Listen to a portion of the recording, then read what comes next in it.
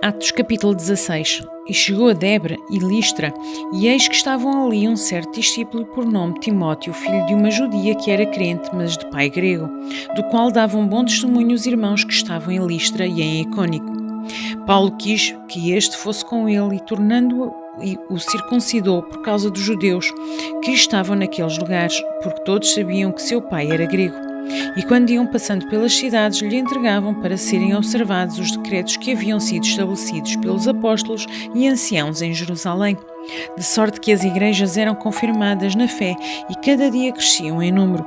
E passado pela Frígia e pela província da Galácia, foram impedidos pelo Espírito Santo de anunciar a palavra na Ásia.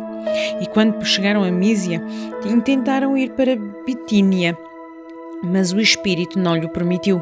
E tendo passado por Mísia, desceram a Troade. E Paulo teve uma noite uma visão em que se apresentou um homem da Macedónia e lhe rogou, dizendo: passa à Macedónia e ajuda-nos. E logo depois desta visão procuramos partir para a Macedónia, concluindo que o Senhor nos chamava para lhes anunciarmos o Evangelho. E navegando a Troade, fomos correndo em caminho direito para a Samothrácia e no dia seguinte para Neápolis e dali para Filipos, que é a primeira cidade desta parte da Macedónia e é em Colónia, e estivemos alguns dias nesta cidade. E no dia de sábado saímos fora das portas para a beira do rio, onde se acostumava fazer oração, e assentando-nos falámos às mulheres que ali se ajuntaram. E uma certa mulher chamada Lídia, vendedora de púrpura da cidade de Tiatira, e que servia a Deus, nos ouvia, e o Senhor lhe abriu o coração para que estivesse atento ao que Paulo dizia. E depois que foi batizada, ela e a sua casa nos rogou, dizendo: se haveis julgado que eu seja fiel ao Senhor, entrei em minha casa e fiquei ali. E nos constrangeu a isso. E aconteceu que, indo nós à oração, nos saiu ao encontro uma jovem que tinha espírito de adivinhação, a qual, adivinhando, dava grande lucro aos seus senhores. Esta, seguindo a Paulo e a nós, clamava, dizendo: estes homens que nos anunciam o caminho da salvação são servos do Deus Altíssimo. E isto fez ela por muitos dias, mas Paulo, perturbado, voltou-se e disse ao Espírito: em nome de Jesus Cristo, te mando que saias dela. E na mesma hora saiu. E vendo seus senhores que a esperança do seu lucro estava perdida, prenderam Paulo e Silas e os levaram à praça, à presença dos magistrados. E apresentando-os aos magistrados, disseram: estes homens, sendo judeus, perturbaram a nossa cidade e nos expõem costumes que não nos é lícito receber nem praticar, visto que somos romanos. E a multidão se levantou unida contra eles, e os magistrados, rasgando-lhes as vestes, mandaram açoitá-los com varas. E, havendo-lhes dado muitos açoites, os lançaram na prisão, mandando ao carcereiro que os guardasse com segurança, o qual, tendo recebido tal ordem, os lançou no cárcere interior e lhes segurou os pés no tronco. E perto da meia-noite, Paulo e Silas oravam e cantavam hinos a Deus, e os outros presos os escutavam.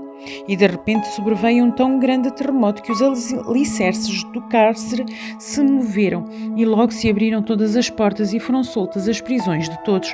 E acordando o carcereiro e vendo todas as portas da prisão, tirou a espada e quis matar-se, cuidando que os presos já tinham fugido.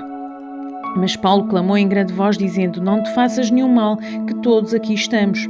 E pedindo luz, saltou dentro, e todo o trêmulo se prostrou ante Paulo e Silas. E tirando-os para fora, disse: senhores, que é necessário que eu faça para ser salvo?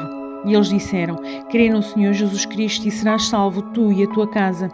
E eles pregavam a palavra do Senhor e a todos os que estavam em sua casa. E tomando-os ele consigo, naquela mesma hora da noite, lavou-lhes os vergões, e logo foi batizado, ele e todos os seus. E levando-os à sua casa, lhe pôs à mesa, e alegrou-se de que com toda a sua casa havia crido em Deus. E sendo já dia, os magistrados mandaram quadrilheiros, dizendo: soltai aqueles homens. E o carcereiro anunciou a Paulo estas palavras, dizendo: os magistrados mandaram que vos soltasse. Agora, pois, saí e ide em paz. Mas Paulo lhes replicou: açoitaram-nos publicamente e, sem sermos condenados, sendo homens romanos, nos lançaram na prisão, e agora encobertamente nos lançam fora?